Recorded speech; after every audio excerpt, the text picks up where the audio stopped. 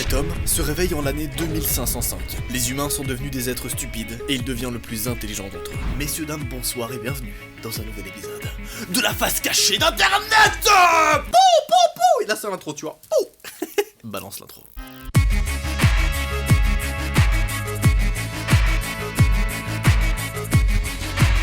Aujourd'hui, je vais vous parler d'un film de science-fiction basé en Amérique nommé Eldocracy, et vraiment très passionnant. Le film commence d'abord en 2005. Au début, il est expliqué que l'humanité est arrivée à un tournant. Beaucoup de théories de science-fiction ont prédit que le futur des humains serait plus avancé, avec des personnes plus intelligentes, etc. Mais dû au fait que les hommes sont tout en haut de la chaîne alimentaire, il se passe complètement l'inverse. Leur évolution prend une tournure bien pire. Les gens deviennent stupides avec le temps. Dans ces conditions, le bibliothécaire de l'US Army, le caporal Joe Bowers, est approché par ses supérieurs et on lui demande de participer à une expérience importante. Joe, qui avait alors prévu de rester bibliothécaire depuis sa retraite, est ennuyé, mais il doit suivre les ordres. Juste après ça, il y a donc une réunion de militaires de haut rang. Le général Collins présente son idée aux autres officiers. Il dit que les scientifiques ont inventé une caisse pour l'hibernation humaine, qui peut préserver un humain durant plus de 500 ans. Donc en gros, imaginez qu'on arrive là, à un stade où la technologie nous permet tout simplement de développer une boîte dans laquelle tu peux mettre un humain, et ce même humain là, il va se réveiller dans 500 ans pour voir le futur. Dites-moi le commentaire, est-ce que déjà vous y participerez ou pas? Bref, tu t'en doutes bien, mais le personnage principal de ce film, il va accepter. Et il va se retrouver 500 ans plus tard, en 2505. Là ça devient intéressant. Ils peuvent donc préserver les hommes les plus intelligents dans le bel âge et les faire revivre quand ils en auront besoin. Ils ont donc choisi Joe pour être le premier test, parce qu'il est le plus moyen dans l'ordre militaire et qu'il n'a aucune famille. De la même manière, ils ont aussi pris une femme, voilà, au hasard, qu'ils ont mis dans une boîte. Enfin, dans ce genre de boîte là. Cette femme-là, petit fun fact, c'est une prostituée qui s'appelle Rita. Voilà, je vous informe. Il montre aux officiers des photos de lui lors de la fête de promotion du manager de Rita. Mais cela met tout le monde mal à l'aise. Dans la salle, il finit la présentation en disant que les sujets d'expérience seront mis dans les caisses le lendemain et qu'elle aurait lieu pendant 1 an. Comme l'expérience est classée hautement secrète, les officiers présents ne sont pas autorisés à en parler à qui que ce soit. Le lendemain, Joe et Rita sont ensemble dans une salle d'attente. Joe se présente et demande à Rita de quel secteur elle est. Ne voulant pas révéler qu'elle est une prostituée, Rita répond qu'elle est peintre. Ensuite, tous les deux sont mis dans les caisses d'hibernation. Rita panique et veut sortir, mais Joey lui assure que les scientifiques savent ce qu'ils font. Il lui dit qu'ils seront à l'intérieur seulement pour 1 an et que ça se passera parfaitement bien. Au final, les deux sont enfermés dans la caisse. Et je pense que tu l'as compris. Mais ils vont pas du tout rester dedans pendant 1 an, absolument pas. Je pense que t'as lu le titre. Mais les choses commencent à aller mal, quand l'officier Collins s'est arrêté pour faire partie d'un réseau de prostitution. Upgrade, un autre mec, est également arrêté comme étant le chef du réseau de prostitution. Du coup, plus personne n'est là pour prendre soin des caisses d'hibernation. À cause du scandale, la base militaire est fermée et le bâtiment où se trouvent les caisses est démoli. Cependant, Joe et Rita restent dans les caisses pendant tout ce temps. Bordel. Si les choses semblent aller mal pour eux, les choses sont de pire en pire pour l'humanité. Les humains commencent à être de plus en plus stupides, à des taux effrayants. La moyenne de l'intelligence humaine baisse avec les années. Quelques personnes ont de grands espoirs que la science et l'ingénierie génétique seront capables de corriger la tendance de l'évolution. Mais les scientifiques les plus intelligents se concentrent sur des expériences stupides, comme arrêter la chute des cheveux ou avoir de plus longues érections. Dans le même temps, la population explose et l'intelligence continue de baisser jusqu'à l'année 2505. Toutes ces années, les humains n'ont plus été capables de résoudre des problèmes humains basiques, comme gérer les déchets. Donc comme attendu, les déchets, au fil des années, viennent s'entasser un corps et un corps partout dans le monde. Cela crée une avalanche de déchets en 2005. Un jour immense de glissement de déchets a fait que la caisse d'hibernation de Joe finit dans une maison. À ce moment-là, Joe se réveille, étourdi. Il comprend pas du tout ce qui lui arrive, c'est bon? La personne dans la maison d'ailleurs s'appelle Frito Pendiero. Frito ignore complètement la pile de déchets et l'étranger qu'il y a dans sa maison, et continue de regarder des émissions bizarres à la télé. L'émission consiste à voir un type se faire éclater les testicules, ce qui n'est guère plus intelligent que de regarder les Kardashians. Frito se lève seulement pour demander à Joe de ne pas faire de bruit. On voit que son canapé fait aussi toilette. Ah ouais, le mec a plus besoin de se lever de sa vie, c'est bon? Il jette alors Joe par la fenêtre. Le monde extérieur est vraiment bizarre pour Joe. Il se dit que trop de choses ont changé en 1 an. Sauf que ouais, ce qu'il sait pas, c'est que c'est pas du tout 1 an plus tard, non. À ce moment-là, il est en l'an 2505. J'adore ce film. Il voit un groupe de personnes sur le côté de la route qui parlent en argot et en grognement. Joe est capable de les comprendre, mais quand il parle normalement, il l'insulte et le chasse. Joe, confus, se sent encore étourdi et décide d'aller à l'hôpital le plus proche. Il se rend à la réception de l'hôpital et dit qu'il fait partie de l'armée. La femme ne comprend alors rien du tout et se contente d'appuyer sur des touches sur son bureau. Une voix demande à Joe d'aller à l'endroit prévu pour le diagnostic sur la droite.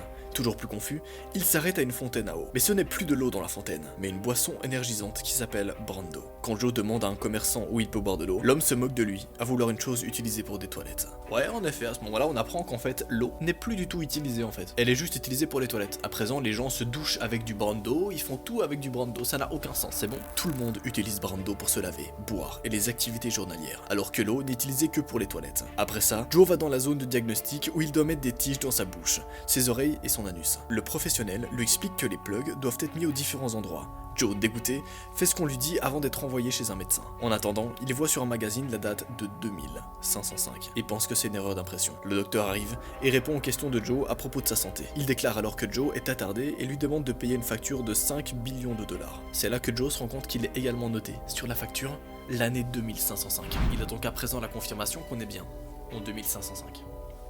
What the fuck. Il réalise enfin qu'il a été enfermé dans la caisse pendant 500 ans. Joe n'y croit pas et regarde par la fenêtre pour constater les conditions déplorables de la ville. Les bâtiments se percutent les uns les autres et certains sont attachés les uns des autres par des cordes. Pendant ce temps, le médecin prend peur parce que Joe n'a pas de tatouage citoyen sur le poignet. Joe panique et fuit l'hôpital pendant que le docteur appelle la police parce qu'il n'a pas payé sa facture. Une voix raconte que Joe s'est réveillé dans un monde en crise. Une immense boule de poussière a ravagé toutes les provisions de nourriture et le film numéro 1 du pays s'appelle As, ce qui veut dire cul. Voilà.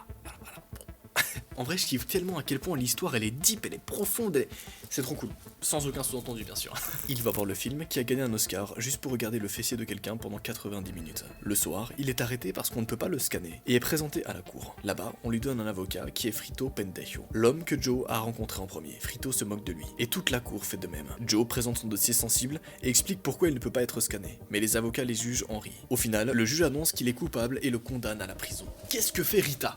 Est-ce que vous vous souvenez, Rita c'était la deuxième personne, donc la prostituée, qui avait également été enfermée dans une caisse. Qu'est-ce qu'elle fait elle? Pendant ce temps, Rita est sortie de sa caisse et essaie d'appeler son manager et son petit ami, Upgrade. Elle n'y arrive pas. Le téléphone lui demande 2000 dollars pour le contacter. À ce moment-là, elle est approchée par un homme qu'elle embobine pour avoir son agent. À ce moment, Joe est emmené à un tatoueur automatique qui tatoue les citoyens pour qu'ils aient un code d'identification et qu'ils soient scannables. La machine lui demande son nom mais Joe commence à expliquer qu'il n'est pas certain de ce qui va se passer. À cause de ça, la machine tatoue pas certain, comme nom sur son poignet. Ensuite, il est traîné dans la foule pour passer un test de QI. Ce sont de simples additions. Joe répond à tout correctement et est surpris que les gens autour de lui ne soient pas capables de le faire et ne reconnaissent pas les formes. Après ça, il est emmené en prison. Il commence enfin à réaliser que tout le monde dans ce monde est stupide. Donc il dit au garde qu'il est censé quitter la prison ce jour. Le garde stupide le laisse sortir. Mais une alarme sonne parce qu'un détenu s'est enfui et la police le poursuit dans les rues. Joe arrive à s'en sortir et retourne chez Frito. Il pense que quelqu'un a créé une machine à remonter dans le temps dans les 500 dernières années et demande de l'aide à Frito pour en avoir une. Frito ne veut pas vraiment l'aider, mais Joe l'embobine en lui disant qu'il lui donnera 8 millions de dollars pour son aide. Frito lui dit où se trouve la machine à voyager dans le temps parce qu'il aime l'argent. Juste après ça, on a la police qui débarque. La police frappe chez Frito, à la recherche de Joe.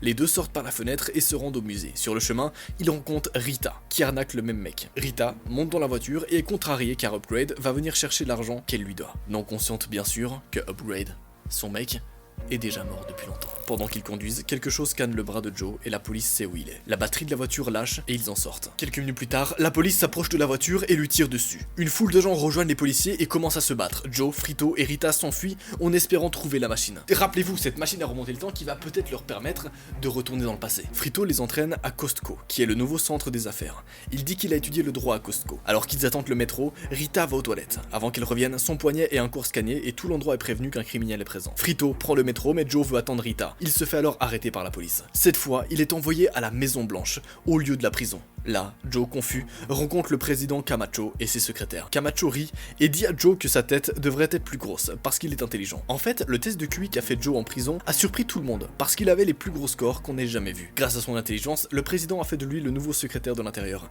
à sa grande surprise. Il déclare alors que Joe est l'homme le plus intelligent du monde.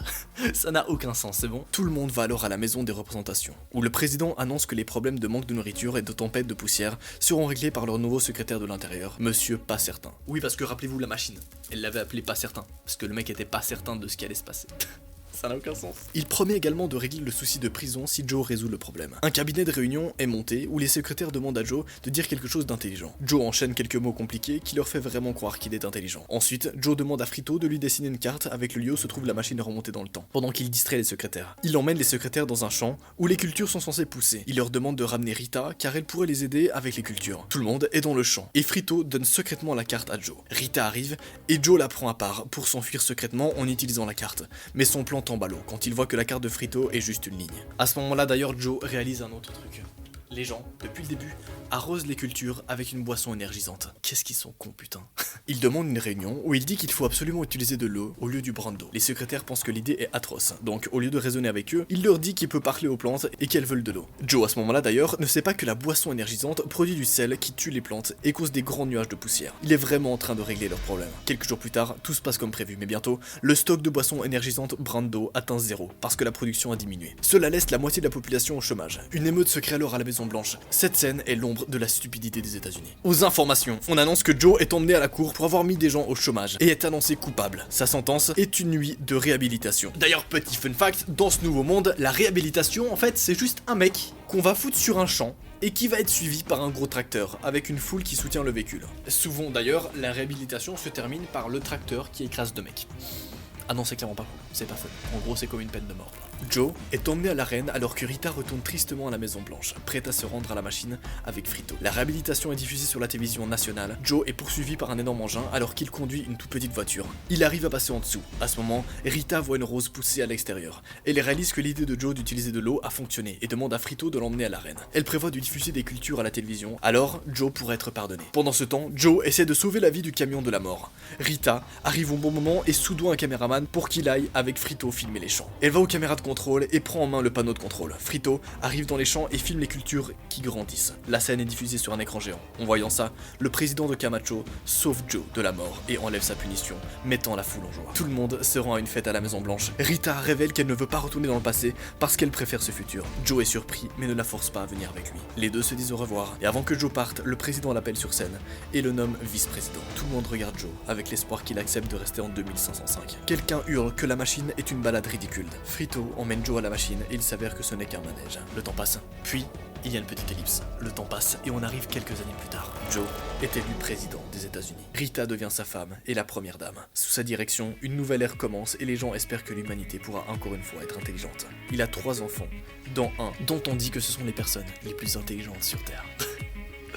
Incroyable, n'est-ce pas? Bref, c'est déjà la fin de cet épisode. Clique sur ton écran pour voir un autre épisode tout de suite. Compte à rebours 3, 2, 1 ou trop.